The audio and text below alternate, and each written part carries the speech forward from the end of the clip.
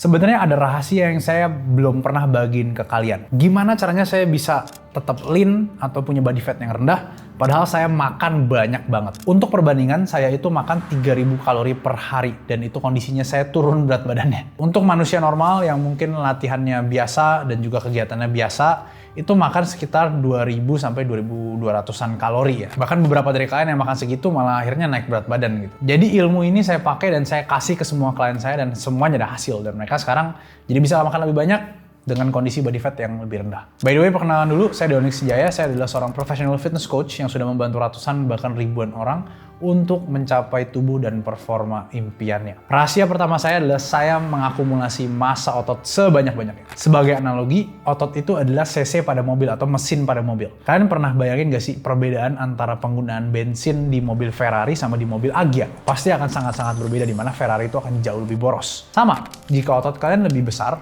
maka butuh energi lebih banyak untuk menggerakkannya. Jadi semakin besar otot kalian, semakin banyak makanan yang kalian harus makan. Untuk perbandingan, mungkin awalnya terkesan sedikit. 1 kilogram otot itu menaikkan 10-15 kalori per hari dalam keadaan resting. Tapi bayangin jika otot tersebut bergerak, maka dia akan membakar lebih banyak kalori lagi. Jadi misalkan kalian kardio, kalian lari gitu ya, kalian bandingin kalian 60 kg dan 70 kg, perbedaannya 10 kg otot gitu ya.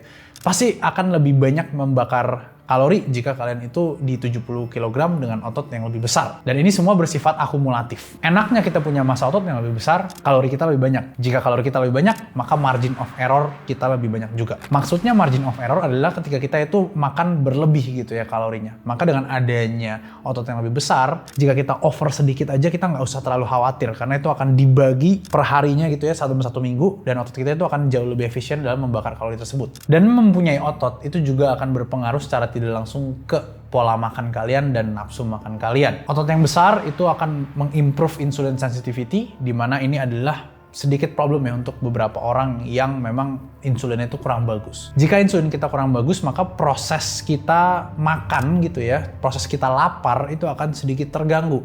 Mungkin kita lebih sering lapar, mungkin juga blood sugar kita juga jadi lebih nggak optimal. Jadi menurut saya, it's always a win solution jika kita menaikkan massa otot. Jadi dengan kita menaikkan massa otot, ibarat kita jadi lebih resilient dan lebih tahan terhadap overfeeding atau makan yang terlalu banyak. Rahasia yang kedua adalah do your freaking cardio. Di awal saya berpikir kardio itu nggak penting, yang penting ototnya aja. Ternyata kardio itu juga sangat penting, selain untuk membakar energi juga sebagai kesehatan kalian lah ya, untuk melatih otot jantung kalian. Banyak sekali orang yang suruh kalian jalan 10.000 langkah. Ya itu bagus, tapi coba tanya teman kalian ya, jika memang mereka nggak aktif, berapa banyak sih yang bisa untuk 10.000 langkah per hari di Indonesia? Jarang. Simple, karena Indonesia emang nggak dibuat untuk jalan. Kalau kalian lihat, mungkin ada beberapa daerah yang memang didesain untuk jalan ya, untuk biar kalian bisa commute jalan kaki. Tapi jarang sekali kayak gitu ada di Indonesia. Dan juga jika kita hanya mengincar 10.000 steps per hari aja di luar dari kegiatan kita, itu akan sedikit time consuming. Jadi saran saya, jika kalian nggak bisa untuk 10.000 langkah per hari, ya it's okay, nggak usah dipaksa dulu. Coba untuk lakuin cardio yang lebih high intensity. Jadi it's okay kalau kalian mau ikutin HIIT ya, meskipun banyak orang bilang, oh cardio itu membakar otot nanti jadi susah naik.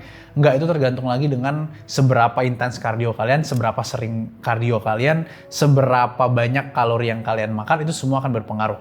Yang penting adalah just do your cardio. Lari di treadmill ataupun sepedahan di zone 2 sampai zone 3. Mulainya dari berapa? Saran saya, kalian bisa mulai dari 100 menit per minggu dulu. Jadi kalau kalian mau bagi-bagi 20 menit 5 hari gitu ya, di zone 2 gitu, it's okay, bisa dilakukan. At least kalian mulai dulu untuk tambahin kardio. Dan jangan berpikiran untuk, oh saya mau kardionya yang langsung gitu ya. Nggak usah. Itu kebanyakan orang pasti akan gagal. Yang saya suruh biasanya klien saya untuk ngelakuin sesuatu yang cukup small atau cukup kecil, tapi mereka bisa lakukan dengan frekuensi yang sering. Rahasia saya yang ketiga, itu adalah prioritaskan protein dulu. Jika kalian prioritaskan protein, ada beberapa hal yang kalian bisa dapatkan dari protein itu. Yang pertama, protein itu adalah sumber makronutrisi yang mempunyai TEF paling tinggi.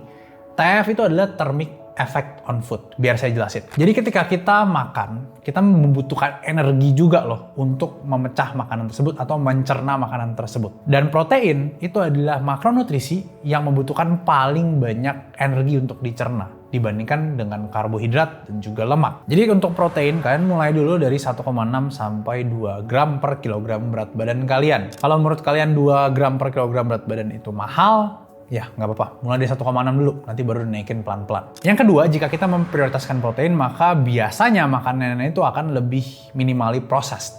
Maksudnya adalah makanan itu bukan yang kayak junk food yang terlalu parah gitu. Coba kalian cari dulu nih ketika kalian keluar sumber protein itu gimana. Dan mostly jika kalian cari proteinnya dulu pertama, maka ya sisanya akan mengikuti gitu ya. Biasanya saya keluar cari sate taichan gitu ya. Nah biasanya karbonya itu kan lebih gampang untuk ditambahin gitu. Ketimbang misalkan kita pilih karbonya dulu dan baru proteinnya di terakhir, itu akan susah. Dan yang terakhir, protein itu satu-satunya bahan yang penting sekali untuk membangun otot gitu. Simpelnya, protein itu hanya satu-satunya zat yang bisa dipakai untuk bangun otot gitu ya. Karena proteinnya akan dipecah jadi amino acids dan bla bla bla bla. Nah, jadi dari semua ini kita juga bisa untuk utilize yang namanya whey ataupun suplemen whey protein. Jadi dengan adanya whey protein kita bisa mempermudah untuk mendapatkan protein yang cukup gitu. Jadi simple, kalian tinggal pakai aja 1-2 scoop per hari, itu udah otomatis kalian dapat sekitar 20-an gram sampai 50 gram protein. Sisanya kalian tinggal cari di luar gitu, yang which is akan lebih gampang ya didapatkan ketimbang semuanya dari real food gitu. Karena mungkin beberapa dari kalian nggak punya akses atau nggak punya waktu cukup gitu untuk masak sendiri. It's okay. Rahasia yang keempat itu adalah frequency beats intensity. Jadi kita ngomongin soal cardio ataupun latihan ya. Saya tuh sangat-sangat suka untuk edukasi klien saya lah untuk menambahkan frekuensi latihan terlebih dahulu, baru nambahin intensitasnya. Jadi misalkan sesimpel kita bahas soal kardio dulu deh. Ketika di awal kalian masih belum tahu kan kardionya itu harus keras apa dan lain-lain. Coba mulai dari jalan dulu. Ketika kalian udah mulai jalan, coba naikin frekuensi jalannya. Misalkan seminggu dari 3 kali jadi 5 kali. Setelah itu baru kalian bisa naikin intensitinya dari yang tadinya jalan jadi sedikit berlari. Setelah itu baru deh kalian bisa main-main soal interval, kalian bisa main-main soal jaraknya itu di akhir. Dan rahasia saya yang kelima, yang terakhir itu adalah condition yourself, don't force yourself. Maksudnya gimana? Maksudnya gini, memang ada beberapa hal yang kita itu harus paksa ya, contohnya disiplin di awal-awal. Tapi akan lebih mudah kan jika kita mengkondisikan diri kita untuk memilih otomatis ke sana. Karena tubuh manusia itu jika sudah biasa, dia akan membutuhkan lebih dikit effort lah untuk melakukan suatu hal. Misalkan ketika kalian di awal pasti akan ngerasain untuk kardio itu rasanya males. Tapi jika kalian udah terkondisi untuk berpikir bahwa kardio itu penting dan juga kalian harus kardio, maka itu akan jadi suatu refleks gitu. Makanya sekarang saya latihan itu bukan karena saya suka latihan yang gimana-gimana, enggak. Karena memang tubuh saya membutuhkan hal itu dan itu saya udah kondisikan. Nah ini bisa kita lakukan gimana caranya? Dengan reward and punishment. Misalkan ketika kalian mau kerja, kalian nggak boleh kerja dulu, kecuali kalian udah jogging 30 menit lah sih. Itu adalah model punishment. Untuk model rewardnya, ya kalian ketika udah bisa konsisten dalam 1 bulan, misalkan jogging, ya oke lah untuk sekali-sekali kalian makan all you can eat misalkan. Jadi dengan pengkondisian tadi, kalian akan bisa melakukan kebiasaan-kebiasaan yang saya udah kasih, tapi dengan effort yang lebih rendah. Jadi itu rahasia saya. Harusnya kalian langsung tahu semuanya dan saya rasa ini cukup simpel ya, tapi memang lakuinnya akan susah di awal. Jadi kalau kalian menemukan video ini menarik dan juga informatif, kalian bisa share ke teman kalian. Akhir kata, saya Doni Sinjaya. Sampai jumpa di video yang selanjutnya.